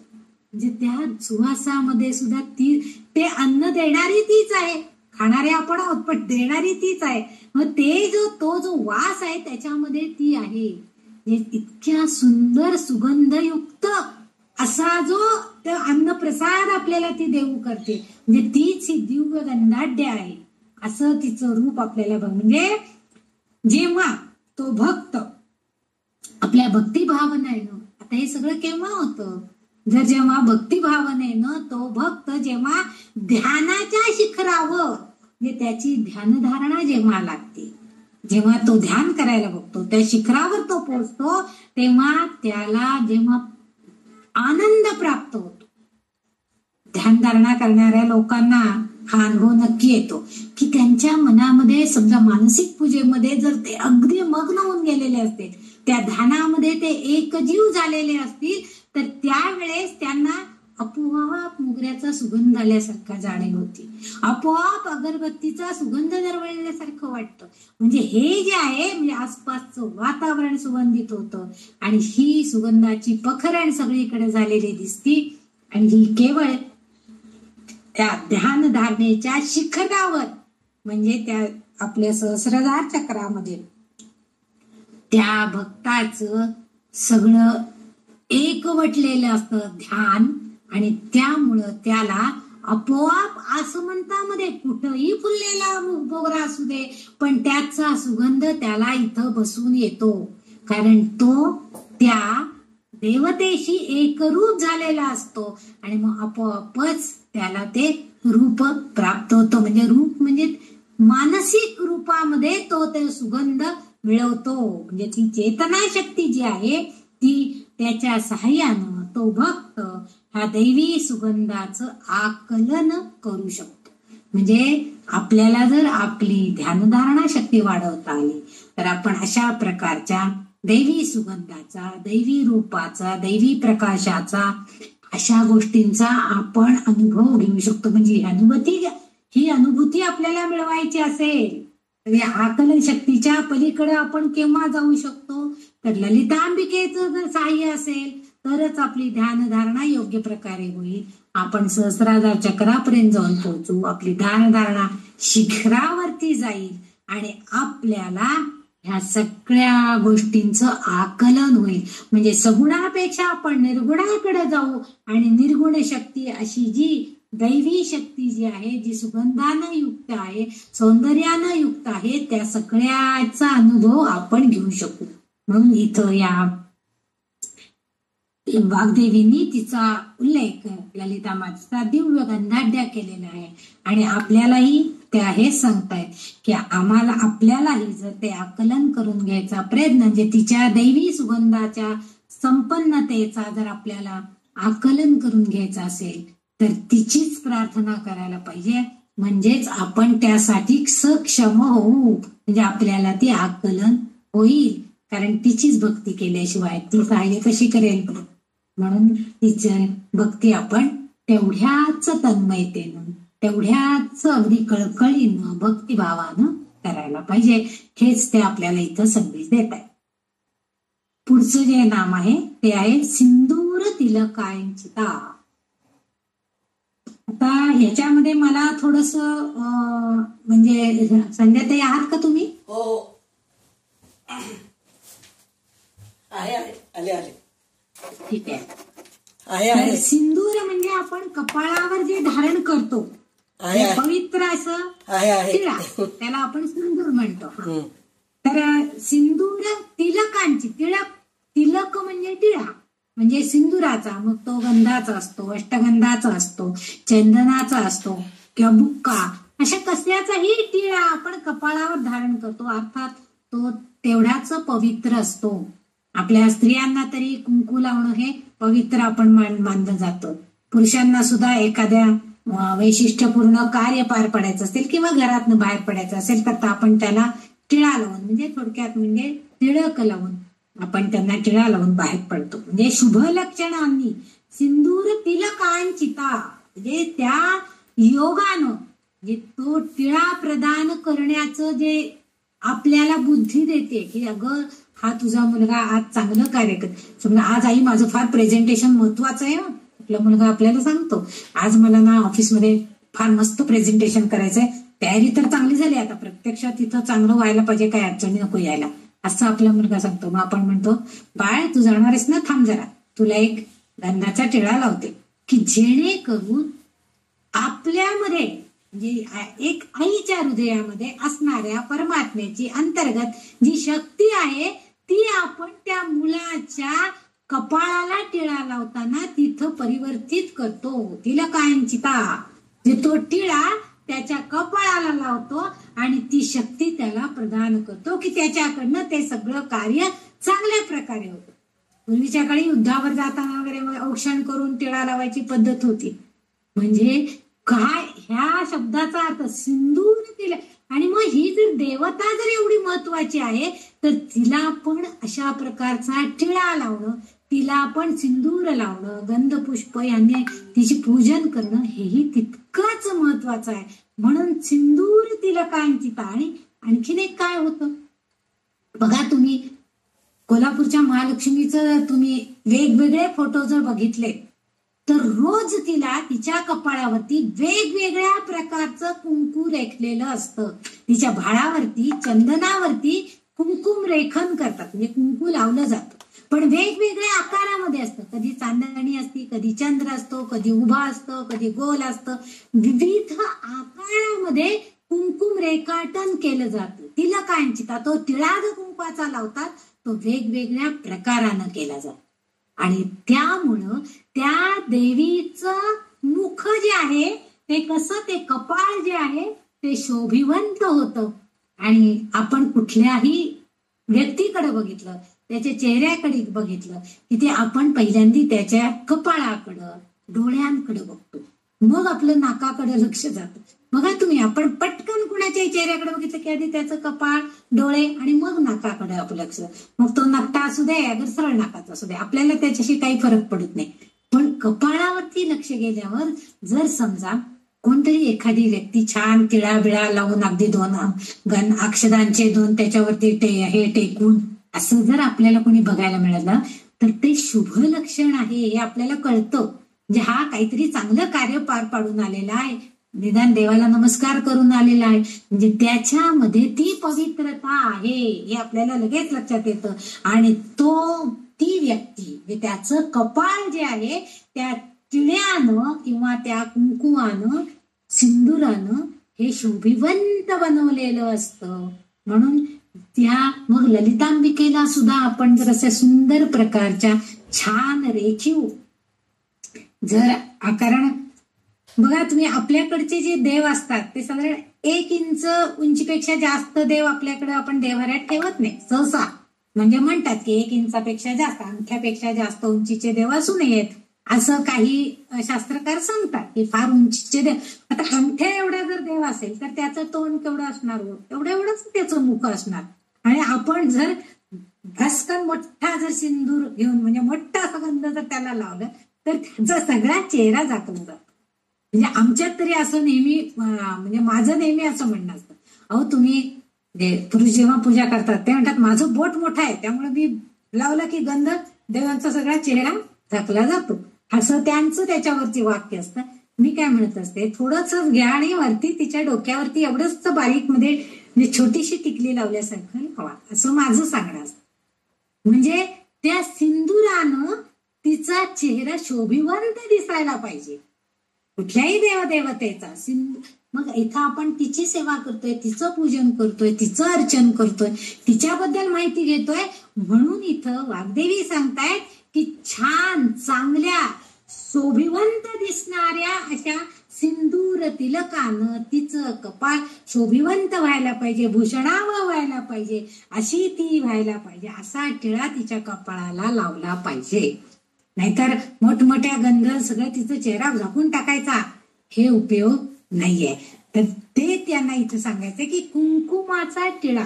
आता इथं सिंदूर म्हणजे कुंकू असा पण अर्थ आहे किंवा कपाळावरती धारण करणारं कोणतंही एखादं चांगलं पवित्र असं आपण जे लावतो गंध, बुक्का किंवा अष्टगंध वगैरे लावतात, तर ते लावण्यासाठी आपल्या चेहऱ्याला कपाळाला शोभिवंत करण्यासाठी आणि त्याचबरोबर पवित्र करण्यासाठी सुद्धा. कारण त्याच्यामध्ये असणारे जे गुणधर्म आहेत त्या गुणधर्माच्या योगानं आपलं शरीर सुद्धा पवित्र होतं. कारण आपण लावतो कुठं, 2 भुवयांच्या मध्ये, आणि ती जागा जी आहे ती 3ऱ्या डोळ्याची जागा आहे. त्याला शांत राखण्यासाठी आपण चंदन टिळा सिंदूर करून आपण तिथं लावत असतो की फार प्रज्वलित त्याने होऊ नये, आपल्याला शांतता समाधान मिळावं, असंही त्या पाठीमागे अर्थ आहे. स्त्रियांच्या बाबतीमध्ये जर झालं तर हळदीयुक्त असं जे कुंकू आहे ते आपण कपाळावर धारण करतो शक्यतो. पूर्वीच्या काळी पिंजर लावली जायची, आता टिकल्या गंध म्हणजे वेगवेगळे प्रकारचा लावायची पण काही काही ठिकाणी मुश्किल आहे, पण निदान टिकली फिकली काहीतरी लावतात, बारीक लावणं मोठं लावणं. पण पूर्वीच्या काळी पिंजर म्हणजे लाल कुंकू हळदीपासून बनवलेलं ते कपाळाला धारण केलं जायचं स्त्रियांना. आणि त्यामुळं पूर्वीच्या काळी मासिक पाळीमध्ये जर अडचण येत असेल तर त्यासाठी सुद्धा ह्या कुंकवाचा एका स्त्रीचं एक कथा व्हॉट्सअपलाच मी वाचलेली आहे. हे एक औषध आहे, हळदीमध्ये तयार केलेलं कुंकू हे जे आहे हे एक प्रकारचं औषध आहे. कारण हळदीचं कुंकू जर तयार केलं तर त्याच्यामध्ये चुना मिसळलेला असतो आणि त्यामुळं त्याला रंग लाल येतो. मग तो गुणधर्म आपल्या शरीराला आवश्यक आहे आणि आपल्या कातडीवरच्या स्पर्शानं कावीनं किंवा त्याच्या सुवासानं नाकाद्वारे जाऊन आपल्याला त्या गुणधर्मांचा फायदा होतो. स्त्रियांच्या बाबतीमध्ये हे जे कुंकू आहे मासिक पाळीचा त्रास होत असेल तर ते केळ्यामध्ये ते कुंकू घालून खायला देतात. असं पूर्वीच्या काळी म्हणजे जे उपाय केले जायचे, आयुर्वेदिक म्हणा किंवा वनस्पतीचे औषधांचे उपाय केले जायचे, त्याच्यामध्ये ते केलं जायचं आणि मासिक पाळीच्या तक्रारी त्यामुळं कमी झालेल्या आहेत असं उल्लेख काही ठिकाणी आहे. म्हणजे हे टिळा जो आहे, म्हणजे हे कुंकुम जे आहे त्याच्यामध्ये एवढी ताकद आहे. आणि आपण बघतोच की किंवा आपण जे गंधाचा किंवा अष्टगंधाचा टिळा जेव्हा लावला जातो त्या सगळ्या साधू लोकांच्या कपाळाला, तेव्हा त्यांचं कपाळ उठून दिसतं. म्हणजे त्या काहीतरी पावित्र्यता, काहीतरी त्यांच्यामध्ये ज्ञान, बौद्धिक पातळी यांची चांगली आहे याची खूण म्हणून आपण त्यांच्याकडे त्यावेळेस बघतो. म्हणून इथं सुद्धा या ललिता मातेला सिंदूर तिलकांचिता असा उल्लेख केला गेलेला आहे. आणि सिंदुराचं तिलक हे शुभ लक्षण आहे आणि या शुभ लक्षणामुळं तिचं कपाळ किंवा भाल शोभिवंत होतोय, ते भूषविलं जातं असा तिचा अर्थ मला जो समजला तो मी सांगित. तिलक अंचिता हा जो शब्द आहे त्याचा अर्थ मला सापडला नाही, त्यामुळे तिलक इथपर्यंतच मी काय ते सांगितलंय. सिंदूर तिलक आणि तिलक अंचिता म्हणजे कपाळावर असा अर्थ आहे का मला माहित नाही, पण अर्थामध्ये त्यांनी कपाळावर अर्थात आपण भाळ म्हणजे कपाळ त्याच्यावरती सिंदूर लावणार किंवा कपाळ टिळा लावणार आणि म्हणून मी हा अर्थ अभिप्रेत धरून असा सांगितलेला आहे. बाकी त्याचा दुसरा काही अर्थ असेल तर मला माहित नाहीये, मला सापडलं पण नाही पुस्तकांमध्ये कुठं, पण मला अभिप्रेत असलेला अर्थ मी ह्यानुसार तुम्हाला सांगायचा प्रयत्न केलेला आहे. अशी ही ललितांबिका आहे आणि ती जितकी ती मुळात सौंदर्यवान आहे त्यामुळे सुंदर अशा रेखीव टिळा सिंदुराचा लावून तिचे शोभा आणखी वाढवावी आणि तिची कृपा आपल्याला संपादन करून घ्यावी हाच अर्थ इथं असावा. पुढचं जे नाव आहे त्याच्यामध्ये म्हणून मी संध्याताईंना आठवण केली होती की आणखीन काही अर्थ त्याच्यामध्ये आहे का असं याच्यासाठी तुम्हाला मी हे केलं, विचारलं की मला तर त्याच्याशी काय कळलं नाहीये, एवढं कळलं तेवढं सांगितलं. तर पुढचं जे नाव आहे 633 नंबरचं नाव आहे ते म्हणजे उमा. हे नाव तर सगळ्यांना परिचयाचं आहे. उमा म्हटले की महेश्वराची पत्नी, शंकराची पत्नी. आणि त्या उमा महेश्वर असाच ते म्हणजे शंकराचा उल्लेख करताना उमा महेश्वर असा बरेच वेळेला उल्लेख केलेला आपण बघतो. म्हणजे महेश्वरासोबत ही पार्वती असणार, पार्वती म्हणजे उमा असणार हे अगदी नक्कीच आहे. उमा म्हणजे अर्थातच शिवशंकरांचं वैभव कोण आहे तर ती म्हणजे ही उमा आहे. आणि त्यांच्या सतत संपर्कात राहण्यामुळं त्या व्यक्तीच्या जीवनामध्ये एक प्रकारची इच्छाशक्ती प्राप्त होते. आता ही शिवाच्या सानिध्यात नेहमी उमा राहते आहे, त्यामुळे उमाच्या सानिध्यामुळे शिवशंकरांना चेतना मिळते आणि ते दोघं जेव्हा एकत्रात येतात त्याच वेळेस एकत्रित जेव्हा ते येतात त्याच वेळेस काही ना काही त्यांच्या संयोगानं चांगलं निर्माण होतं आणि मदनाची निर्मिती जी आहे ती म्हणजे इच्छाशक्ती, आसक्ती याची निर्मिती होते आहे. त्यामुळे इच्छाशक्तीला सुद्धा उमा असंच नाव आहे असं म्हणतात. म्हणजे शिवाची जी सदैव शक्ती आहे, शक्तिमान, विद्यमान, चैतन्य शक्ती ही जी सगळी आहे त्यातील सगळ्या कृती जाणून घेऊन म्हणजे शिवच्या जवळ असणारी जी शक्ती आहे ती शक्ती, त्याच्यामध्ये असणार जे ज्ञान आहे ते विद्यमान असणार ज्ञान, त्याच्यात असणारी जी चैतन्य शक्ती आहे ती आणि त्याच्या योगेनं तो करणार असणारा ज्या कृती आहे त्या कृती जर जाणून घ्यायच्या झाल्या तर आपल्याला ह्या सगळ्या जाणून घेतलं आपण तर आपल्याला त्यापासून मुक्त करण्याचं काम कोण करतं तर ही उमा म्हणजेच ही इच्छाशक्ती आपल्याला करते, मदत करते की त्याच्यापासून बाहेर पडायचे. आपल्या शक्तीने उत्पन्न म्हणजे आपल्या शक्तीनं चैतन्य शक्तीनं जर आपल्याला काही आसक्ती निर्माण झाली तर त्याचबरोबर आपल्या मनामध्ये दुसऱ्या काहीतरी भावना निर्माण करून देते की अगं याची आसक्ती धरू नको, ही माया आहे, हा मोह आहे, हा लोभ आहे, हा सोड, त्याच्याऐवजी ज्ञान प्राप्त करून घे, ही आपल्याला ती गोष्ट प्रदान करते आणि तिलाच आपण उमा असं म्हणतो. म्हणजे तीच ती शक्ती देते, तेच ते आपल्याला ज्ञान देते. म्हणून काही ठिकाणी लिंगपुराणामध्ये त्यांनी असा उल्लेख केलेला आहे की रुद्राच्या शरीरातून जन्मलेली जी देवी आहे त्या देवीने दक्षाला फटकारलं आणि त्या हिमवानाची कन्या म्हणजे त्या आपल्याला माहिती हिमालयाची कन्या पार्वती आणि तिचा जन्म झाला म्हणून तिला उमा असं हिमवानाची कन्या उमा म्हणून तिचा जन्म झालेला आहे. अशा लिंगपुराणामध्ये उमा या शब्दाचा अर्थ किंवा उमा याचा उल्लेख झालेला आहे.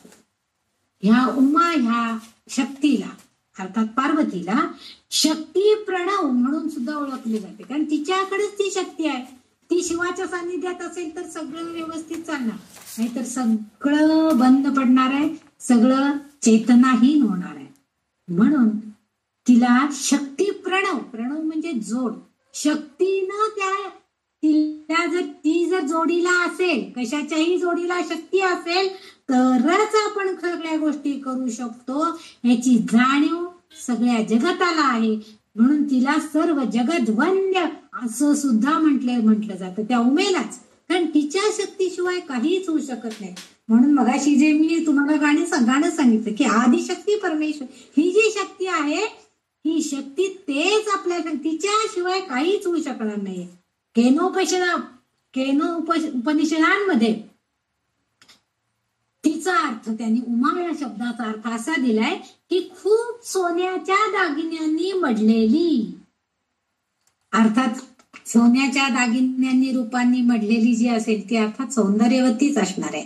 आणि म्हणून तिचं वर्णन सौंदर्यवती स्त्री.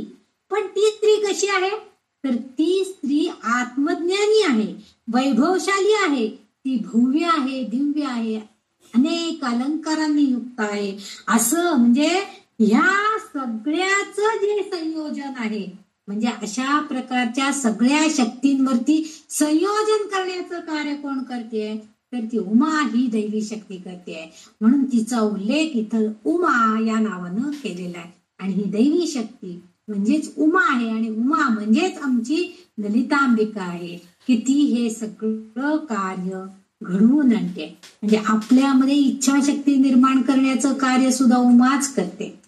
आणि ती इच्छा चांगली असेल, ती आसक्ती चांगल्या गोष्टीची असेल तर ती आपल्याला मदत करते. वाईटाची आसक्ती लोभ मोह असेल तर त्या सोडायलाही तीच मदत करते, तीच सांगते हे करू नकोस, हे चांगलं नाही, याच्यातनं वाईट होणार आहे, हेही तीच सांगते. म्हणजे ह्या सगळ्या गोष्टींसाठी त्या कृती जाणून घेऊन योग्य मार्गावर आणण्याचं काम ही उमा करते. म्हणून ह्या उमेचा उल्लेख त्यांनी संयोजन योग्य प्रकारे दैवी शक्तीचं वैभवशाली आत्मज्ञानी असणाऱ्या ह्या ललितांबिकेचं उमा ह्या दैवी शक्तीमध्ये उल्लेख केलेला आहे. असं हे तिचं उमा नाव आलेलं आहे. पुढचं जे आहे 634 नंबरचं नाव आहे शैलेंद्र तनया. मागच्या नावानुसारच पुढं आहे. तनया म्हणजे मुलगी आणि शैलेंद्र म्हणजे पर्वत. आता इथं पर्वत म्हणजे जो अचल असतो. पूर्वीच्या काळी म्हणे पर्वत उडत उडत जायचे असं काहीतरी उल्लेख आहेत मोठ्या पुढच्या पुराणांमध्ये. जुन्या पुराण जी आहेत 18 पुराण त्यातल्या काही पुराणांमध्ये पर्वत उडत जायचे म्हणे, त्यांना पंख होते आणि ते एका ठिकाणाहून दुसरीकडे उडत जायचे असे उल्लेख आहेत. पण आपल्याला ज्ञात असणारं पर्वत म्हणजे अचल की जो हलू शकत नाही, एका ठिकाणीच असतो तो शैलेंद्र, ते अचल स्थान. आणि तनया म्हणजे मुलगी किंवा दुहिता म्हणजे तीच त्या पर्वताची अचल स्थानाची अशी ही कन्या आहे. कोण आहे तर ही ही आपली ललितांबिका आहे. म्हणजे इथं असा अर्थ आहे की ते जी शुद्ध चैतन्य आहे, अचल असणार शुद्ध चैतन्य जे दुसरीकडे कुठेही जाऊ शकत नाही पण ते आपण मिळवू शकतो. त्याची जी शुद्ध चैतन्यामुळे तिच्याकडे शुद्ध ज्ञान प्राप्त होऊ शकते. शुद्ध चैतन्य तिच्याकडे आहे आणि तिच्याकडनं आपण ते शुद्ध ज्ञान प्राप्त करून घेऊ शकतो. तीच ते फक्त उत्पन्न करू शकते कारण ती पर्वतराज कन्या आहे. ती चैतन्यातही आहे आणि स्थावरातही आहे. म्हणजे चैतन्य शक्ती म्हणून पण तीच आहे आणि अचल असणाऱ्या त्या पर्वतामध्ये सुद्धा तीच आहे. म्हणजे ती तीच ते कार्य करू शकते आहे. शुद्ध चैतन्य निर्माण करायचं, शुद्ध ज्ञान देण्याचं काम सुद्धा तीच शक्ती करते आहे. म्हणजेच तिचंच ब्रह्मस्वरूप असलेलं आपल्याला इथं बघायला मिळतंय. म्हणून तिला शैलेंद्र तनया अशा नावानं उल्लेख वाग्देवीने केलेला आहे. म्हणजे थोडक्यात म्हणजे ती स्थावरात पण आहे आणि सूक्ष्मात पण आहे हे सांगण्याचा प्रयत्न वाग्देवी करतात. पुढचं जे नाव आहे ते म्हणजे 735 नंबरचं नाव आहे ते म्हणजे गौरी. आता गौरी म्हटलं की आपल्या लक्षात येतं गौरी म्हणजे सुद्धा पुन्हा पार्वती. म्हणजे ही पार्वतीचंच नाव आहे. पर्वतराजाच्या कन्येचं हे एक नाव आहे. हिमालयाची जी मुलगी पार्वती असं आपल्याला माहिती. म्हणजे शैलेंद्र तनया म्हणजेच ही गौरी आहे असा सुद्धा अर्थ होऊ शकतो. पण त्याच्यामध्ये थोडासा फरक आहे. त्याच्यामध्ये गौरी हे जे नाव आहे ही जेव्हा 10 वर्षाची बालिका असते, 10 वर्षाची जी कन्या असते तिचं नाव हे गौरी असा उल्लेख केलेला असतो. म्हणजे गौरी म्हणून ओळखली जाते. आपल्याकडं कुमारिका म्हणून जेव्हा बनवतो तेव्हा आपण साधारण एक 9 ते 10 वर्षापर्यंतच्या मुलीला कुमारिका म्हणून आपल्याकडं म्हणजे देवी म्हणून पूजन करण्यासाठी किंवा जेवायला बोलवण्यासाठी म्हणून आपण 9 ते 10 वर्षाच्या लहान मुलींना पाचारण केलं जातं, बोलवलं जातं. ही गौरी जी आहे ही 10 वर्षाची आहे. वरुणराज म्हणजे आपली जी जलदेवता त्याच्या पत्नीला सुद्धा गौरी म्हणूनच ओळखलं जातं असाही उल्लेख आहे. म्हणजे दुसरा आणखीन एक अर्थ असा आहे की गौरी म्हणजे गोरा रंग, गौरवर्णी किंवा सोनेरी रंगामध्ये ती असती, सोनेरी रंगामध्ये ती दिसती म्हणून गौरी. आपण सहज बघा एखादी सुंदर नववधू नटून थटून आली की काय गौरी सारखी सजली आहे बघा अगदी आज असं आपण वर्णन करतो. म्हणजे काय तर तिला तिचं जे काय मेकअप झालेलं असेल, प्रसाधनं तिने वापरलेली असेल किंवा जे काय आभूषणं घातलेली असतील त्या सगळ्यामुळं तिचं सौंदर्य खुलून दिसत असतं. म्हणजे तिच्या चेहऱ्यावरती एक सोनेरी छटा पसरलेली आपल्याला दिसत असते. आणि तिथंच गौरीचं फूल म्हणजे चमेलीचं फूल असाही एक अर्थ त्यांनी सांगितलेला आहे. चमेलीच्या फुलासारखं पवित्र रंग म्हणजे त्या चमेलीचं फूल पांढरट थोडस पिवळट म्हणजे असं पांढरा आणि पिवळ्या रंग थोडा एकत्र केल्यावर जो रंग येईल त्याला आपण चमेलीचं फूल असं म्हणतो. तो संपूर्ण पांढरही फूल नसतं आणि संपूर्ण पिवळंही फूल नसतं. असा अस्पष्ट असा पिवळट रंग त्या फुलामध्ये असतो आणि सुवासिक असतं ते फूल चमेलीचं. तर तो जो चमेलीचं फूल आहे त्याच्यासारखा पवित्र रंग या आमच्या गौरीचा म्हणजे या गौरी देवतेचा म्हणजेच ललितांबिकेचा आहे. त्याशिवाय चंद्राच्या शीतलतेचा वर्ण, चंद्राचं जेव्हा चांदणं पडतं त्याचाही रंग जर तुम्ही बघितला तर पांढरा नसतो, तो थोडासा पिवळट असा सोनेरी चमक त्या चंद्राच्या प्रकाशाची आपल्याला बघायला मिळते. आणि त्यामुळं आणि त्याचबरोबर चंद्राची शीतलता आणि वास, पाण्यात वास करणारी ही आहे म्हणजे पाण्यात राहणारी वरुण देवतेची जलदेवतेची पत्नी म्हणून ह्या गौरीचा उल्लेख आहे. म्हटल्यावरती ती पाण्यामध्ये राहते. आणखीन एक गोष्ट पाण्यामध्ये राहते ती म्हणजे शंख. मग तो शंख जो आहे तो सुद्धा पांढुरका रंगाचा असतो पण पूर्ण पांढरा नसतो. त्याला थोडीशी पिवळट झाक आलेली असते पाण्यामध्ये राहून म्हणजे त्याला पांढुरका असं आपण म्हणतो, पांढरा नाही म्हणत, पांढुरका असा शब्द त्या शंखाच्या रंगासाठी वापरला जातो.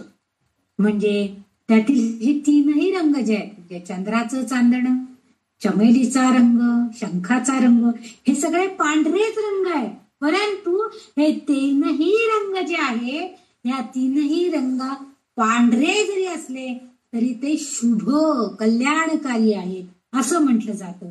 आणि त्याचबरोबर या वस्तू ज्या आहेत या वस्तू सुद्धा तितक्याच पवित्र आहे आणि शुभ मानल्या जातात आणि त्यांचा समावेश आपण देवपूजेमध्ये करतो. या सगळ्यांचा संबंध गौरी या नावाशी आहे. मी ह्या सगळ्यांची माहिती का सांगितली तर गौरी ही वरुणराजा जलदेवतेची पत्नी गौरी असा उल्लेख आहे आणि तिच्या पूजनासाठी हे सगळ्या गोष्टींचा उपयोग केला जातो. गौरी पूजनासाठी तुम्ही बघा गौरीचं जेव्हा म्हणजे आपण श्रावणामध्ये श्रावण गौरीला मुद्दाम आपण केवडा अर्पण करतो, सुवासिक फुलं, आपले शेवंती म्हणा किंवा निशिगंध म्हणा, अशा सुवासिक फुलं आपण सोनचाफा म्हणा, ही फुलं आपण देवीला वाहत असतो. म्हणजे त्या सुवासानं तिला आपल्याला प्रसन्न करून घ्यायचं असतं. आणि हे तीनही रंग जे आहेत म्हणजे पांढुरका असणारा ही चमेली, चंद्राची शीतलता, या सगळ्यामुळे आणि शंख ही आपण आपल्या देवांमध्ये पूजेला ठेवलेला असतो. हे सगळे हे पवित्र आहेत आणि शुभही आहे आणि म्हणून आपण त्यांचा समावेश आपल्या देवपूजेमध्ये करतो. आणि हिचं पूजन करत असताना सुद्धा गौरीचं आपण त्याचा उपयोग करतो. म्हणून इथं या वाग्देवतेने मुद्दाम ललितांबिकेचा उल्लेख गौरी या नावानं केलेला आहे. आणि गौरी म्हटलं की आपल्या डोळ्यासमोर सुंदर सौंदर्यानं नटलेली अशी एक छोटीशी बालिका, 10 वर्षाची मुलगी अशी येते की जी नखशिकांत सोनेरी रंगाने आणि आभूषणांनी लिहिलेली अशी सौंदर्यवान छोटीशी बालिका आहे असं आपल्या डोळ्यासमोर येते. पण त्याचबरोबर शुभगुणांनी युक्त अशी ती आहे, पवित्र आहे असाही अर्थ तिथं विपरीत आहे. पुढचं जे नाम आहे ते आहे गंधर्व सेविता. आता गंधर्व म्हटलं की हे गंधर्व कुठं असतात? सगळे आकाशात असतात, म्हणजे स्वर्गात. काही गंधर्व पाण्यामध्ये सुद्धा राहत असतात. लिंग पुराणामध्ये एकूण 12 गंधर्वांचा उल्लेख केला गेलेला आहे आणि ते जे गंधर्व आहेत ते सगळेजण उत्कृष्ट गायक आहे. म्हणजे ते चांगल्या प्रकारचं गायन करू शकतात आणि गायन करून सर्व देवदेवतांना ते प्रसन्न करून घेण्याचा प्रयत्न करत असतात. आणि तेव्हा जर एखादी काही चूक झाली तर काय होतं? त्या गंधर्वांना शाप मिळतो आणि ते पृथ्वीवर येऊन पडतात. आपल्याला श्रीकृष्णांच्या कथा जेव्हा आपण बघतो, भागवतामध्ये आपण बघितलं की नल कुबेर 2 वृक्ष झालेले होते आणि मग श्रीकृष्ण आपल्याला बांधलेल्या उखळासह त्या 2 झाडांच्या मध्ये गेला आणि त्याचा स्पर्श होताच ती दोन्ही झाडं उन्मळून पडली आणि त्याच्यामधून नल आणि कुबेर गंधर्व जे होते ते निर्माण म्हणजे प्रगट झाले असा उल्लेख आपण भागवतामध्ये श्रीकृष्ण कथांमध्ये वगैरे ऐकतो. म्हणजे गंधर्व जे आहेत ती देवदेवतांची स्तुती करण्यासाठीच आहेत, म्हणजे गायन करत असतात. ते कोणकोणते गंधर्व आहेत? तुंबरू, नारद, हा, हुहू, विश्ववसू, उग्रसेन, सुरुगी, परवासू, चित्रसेन, युरसेन, धृतराष्ट्र आणि सूर्यवर्चस असे हे 12 गंधर्व आहेत. आणि ह्या 12 गंधर्वांकडून स्वर्गामध्ये असणाऱ्या देवदेवतांचं स्तुती पाठ गायले जातात. अशा गंधर्वांना गाण्याद्वारे पूजन सेवा करावी लागते. 12 गंधर्वांपैकी प्रत्येक महिन्यात म्हणजे एकेका 12 गंधर्व आहेत, एकेका महिन्यामध्ये 2-2 गंधर्व कार्यरत असतात. आपल्या पौराणिक कथांमध्ये आपल्याला असं बघायला मिळतं की अनेक गंधर्व शापग्रस्त झालेले आहेत आणि उशापाद्वारे त्यांची मुक्तता झालेली आहे. आता मी जे सांगितलं कृष्णाच्या स्पर्शानं ते बाहेर आले, ते शापभ्रष्ट अवस्थेत होतं. पण त्यांना जे शापभ्रष्ट अवस्थेमध्ये असताना त्यांना मनस्ताप सहन करावा लागतो, वाट बघत बसायला लागते की केव्हा माझी याच्यातून मुक्तता होणार आहे, आता किती दिवस मला वाट बघावा लागणार आहे, केव्हा तो कृष्णाचा जन्म होणार आणि कृष्ण माझ्या जवळ येणार, मला स्पर्श करणार आणि मला उशाप मिळणार आणि मी त्याच्यातून मुक्त होणार. हे त्यांना मनस्ताप सहन.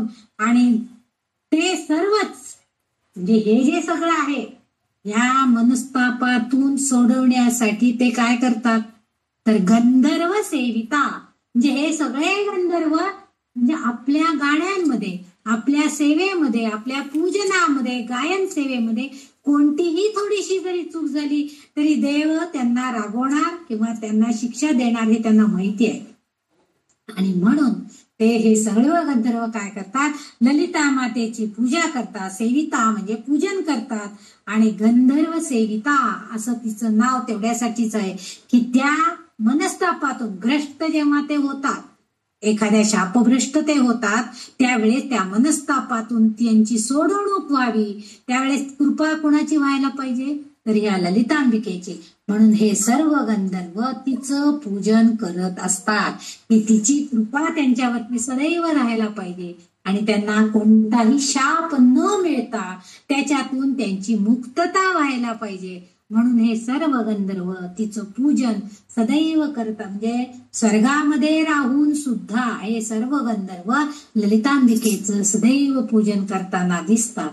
म्हणून वाग्देवी त्या ललितांबिकेचं एक नाव गंधर्व सेविता असंच त्यांनी सांगून टाकलं की या गंधर्वांकडनं पूजन केली जाणारी अशी ती ललितांबिका देवी आपल्याला इथं बघायला मिळते. इथं आपला 126 नंबरचा श्लोक संपलेला आहे आणि मला वाटतं 27 एक श्लोक काय होणार नाही, 5 वाजलेले आहेत. त्यामुळे आज आपण इथंच थांबूया. माझ्याकडनं जी काय सेवा थोडीफार घडली असेल, मला जे समजले ते मी सांगण्याचा माझ्या मतीनं खूप प्रयत्न केलेले आहे, पण माझी मती फार अल्प आहे आणि त्याच्यातून जे काय माझ्या मुखातून बाहेर पडते ती सगळी तिची कृपा आहे. काय जर चांगलं कळत असेल तर तीही तिचीच कृपा. तुम्हाला सगळ्यांना तिचे खूप खूप आशीर्वाद लाभो हेच तिच्याकडून मागणी करते.